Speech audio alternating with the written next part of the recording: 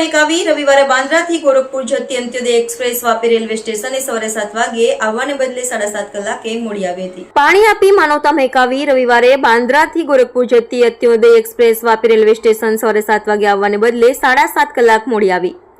આ દરમિયાન વાપી રેલવે સ્ટેશને 350 જેટલા મુસાફરો અટવાયા હતા, જેઓને માટે રેલવે પ્રશાસન અને સામાજિક સંસ્થા દ્વારા બેસવા માટે મંડપની નાસ્તા પાણી માટે બિસ્કિટ્સ પાણીની વ્યવસ્થા કરી માનવતા મહેકાવી હતી, જેમાં जमियत उलेमाए वापी ट्रस्ट ना इंतखाब बने थे। मेरा नाम इंतखाब आलम खान है। जमियत उलमा वापी ट्रस्ट का मैं प्रेसिडेंट हूँ। आज पिछले 38 साल से हम लोग ये सेवा का काम करते हैं। कोई भी ट्रेन लेट हो या कोई भी बाढ़ या पूर आवे तो हम लोग हमेशा बढ़ चढ़ के स्टेशन पे हिस्सा लेते हैं।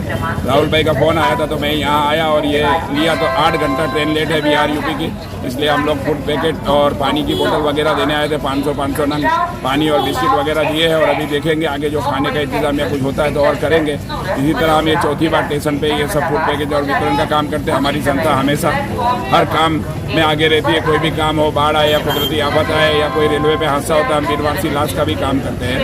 आज 1985 से बिनवारसी लाश और फ्री एम्बुलेंस सेवा धर्म के हिसाब से हम अंतिम संस्कार भी करते हैं। और कोई भी काम ऐसा हो सेवा का हम मिलजुल के कंधे से कंधा मिला के अपने वतन के लिए, देश के लिए और अपने गांव के लिए हमेशा तैयार रहते हैं। और हमारा बलसाड़ जिला अमन और शांति का गांव है, यानी यहाँ मिलजुल के भाईचारे से रहते हैं। हिंदू मुस्लिम ऐसा कुछ नहीं, इसलिए हम लोग हमेशा बढ़ चढ़ के हिस्सा लेते हैं।